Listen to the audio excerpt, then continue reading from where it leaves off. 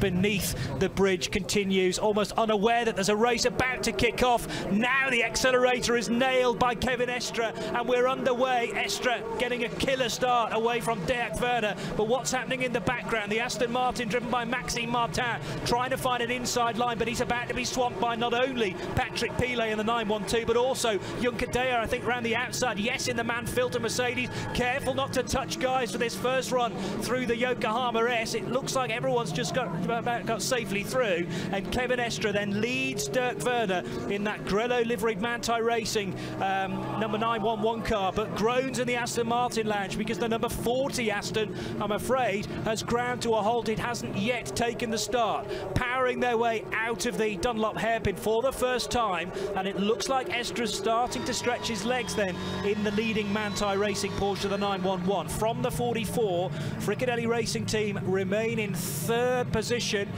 No, they don't. They're down to fourth, I beg your pardon. So Maro Engel in the Black Falcon Mercedes has squeezed ahead to now run third.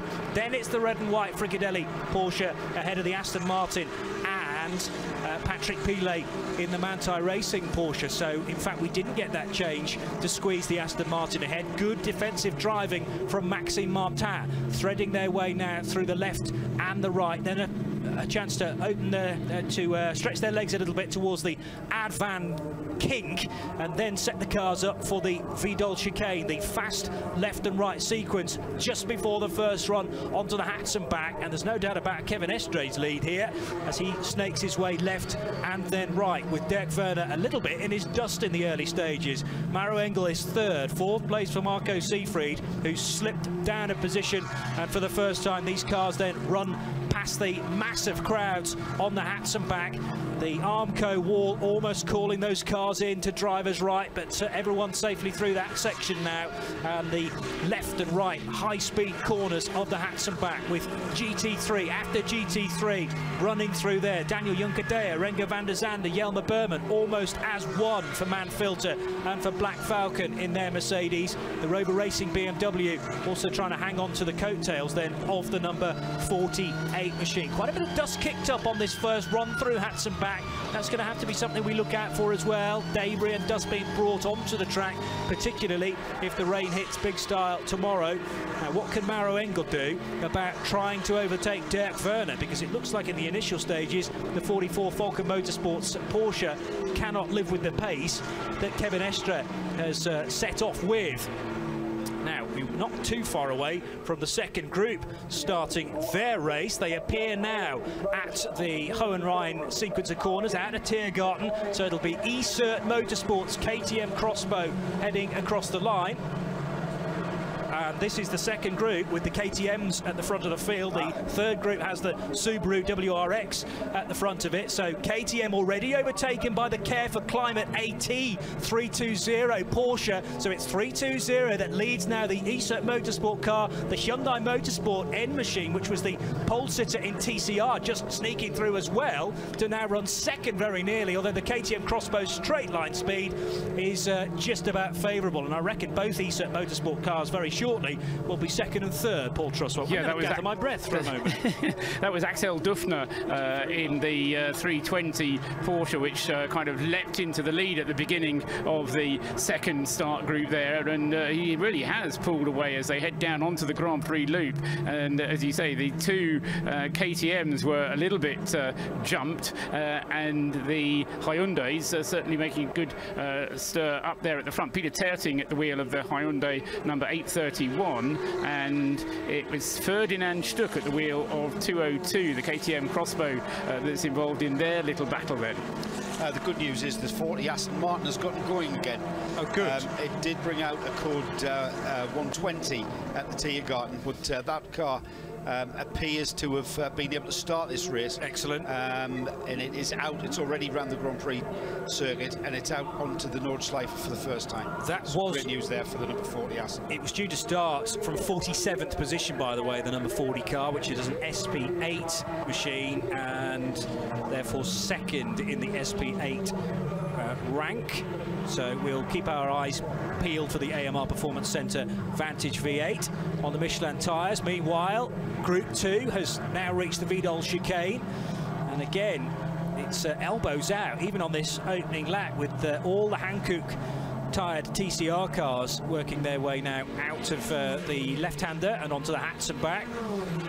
Fascinating duel going on between the leading TCR car, which is that Hyundai i30N, and the leading, or rather second-placed KTM, because obviously the Hyundai's a little more nimble through the twisty stuff, but the KTM has better straight line speed, I think, and therefore mix the two different bits of circuit together and you get a very even fight indeed. So obviously Peter Terting in that 831 Hyundai, his major concern is staying ahead of everyone else in the TCR class, but he has a KTM Crossbow snapping at his heels. Then a couple more Porsches. These are some of the Cup 3 machines that are all on Michelin tyres, as the third group now appears underneath the Zurich sign at the end of the lap. Remember, there are no cones now in play, so it's a much cleaner run out of Hohenrhein and onto the main straight. Already going 4 abreast though, and a good start from the Subaru WRX STI, car number 90.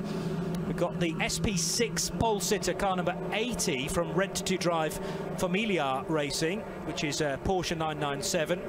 And the Prume Racing Porsche in the blue and white paint scheme running in third place. Hoffa Racing's BMW M3 slotting into third, so that means both Hoffa Racing cars have started well from 4th and 5th in those groups. They're also SP6 cars, but we'll concentrate for the moment on the lead group, and I was about to say lead battle, but actually Kevin Estre has shot off into the distance and Dirk Werner just can't do anything about it at the moment, Joe.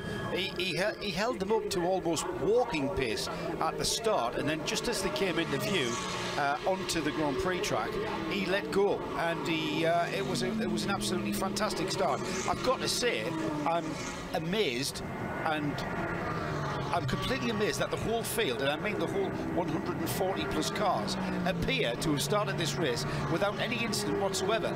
Yes, we had the number 40 Aston. I think that was more of a technical glitch, yes, with the 40 coming to a halt. It hadn't had any issue. Yes, it was a plug fuse which had become disconnected. Plugged it back in again, away they go. So yeah, just a plug-in fuse down on the cockpit. Yeah, right. Exactly. Wow. So yeah, he's going to have a bit of a lonely. Who started that car? I don't know, to be honest. Well, it's not somebody will know in this house. It's not Jamie Chadwick. It's not Johnny Adams. It's Johnny Adams. So he's going to have a bit of a lonely race at the moment, because he's right in the middle of no man's land between groups 1 and 2 now. The advantage is, I suppose, he knows his way around an Aston these days, so we'll be able to do a bit of on-the-fly mechanics, and if it wasn't just a case of plugging a fuse back in or replacing it, then that was done very quickly. I'm sure the team were in touch as well. So the first time down the Duttinger Höhe, with Kevin Estre leading the way then from Dirk Werner. Maro Engel with a good getaway, started 4th, now running 3rd, and here comes Maxime Martin, having just been overtaken by Patrick Pilet in the second of the man-type Porsches. Maro Engel's doing a cracking job here of staying with Dirk Werner in the number 5 Mercedes. Dirk's in the 44 Porsche, remember, and we could on this next lap have a change for second place, but 1 lap done and completed by Frenchman Kevin Estre.